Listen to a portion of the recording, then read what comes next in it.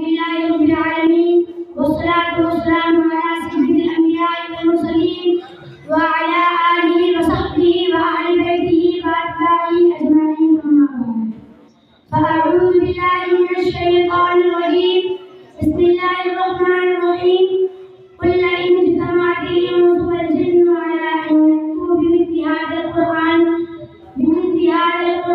لا يأتون بمثله ولو كان بعضهم لبعض ظهيرا صدق الله العظيم. صدر محترم حاضرین کرام عزیز دوستوں اور نوجوان بھائیوں، میں نے آپ حضرات کے سامنے قرآن کریم کی ایک آیت تلاوت کی ہے. ارشاد ربانی ہے کہ اے محمد صلی اللہ علیہ وسلم کہہ دیجیے کہ اگر تمام انسان اور جن مل کر اس قرآن جیسا کتاب بنانا چاہے تو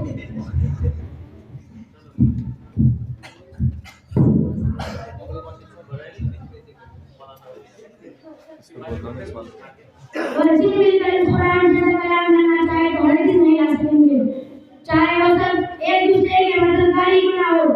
حضرات، لیل و نہار کی آمد و رفت، حالات کے مد و نظر، زمانہ کے زبردست تغیر و تبدل و اختلافات کے باوجود قرآن کریم کا پیغام آج بھی اتنا ہی مقرر حیات عظیم و حیات بخش ہے جتنا آج سے 1400 سال قبل تھا. تلاوت کردہ آیت میں قرآن کریم نے اپنی جامع حکمت، فصاحت و بلاغت، اعجاز و معنی سے چیلنج کیا ہے. یہ چیلنج اگر کسی جاہل کمزور اور علم سے ناز ناکوں کو دیا جاتا تو اس کا تک جانا، عاجز ہو جانا اور اس میں کھا جانا کوئی معجزے کی بات نہیں تھی. مگر غور کیجیے کہ جو قوم فصاحت و بلاغت میں یزید کی اور اس کی زبان داری، عادل کلامی اور صحت بیانی ایک ناقابل ترجیح طالبی حیثیت رکھتی ہو، اس کا عاجز اور پختہ ہو جانا بلا شمار اعجاز قرآن کریم کے مسلسل چیلنج.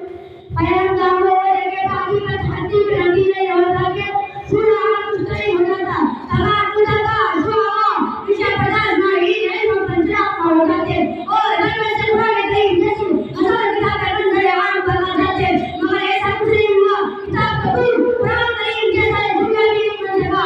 حضرات، جب قرآن کریم کو انسانی کلام کہا جانے لگا تو قرآن کریم نے اس جیسی کتاب لانے کا مطالبہ کیا فرمایا؟ قل فأتوا بكتاب من عند الله هو أهدى منه فاتبعوا إن كنتم صادقين.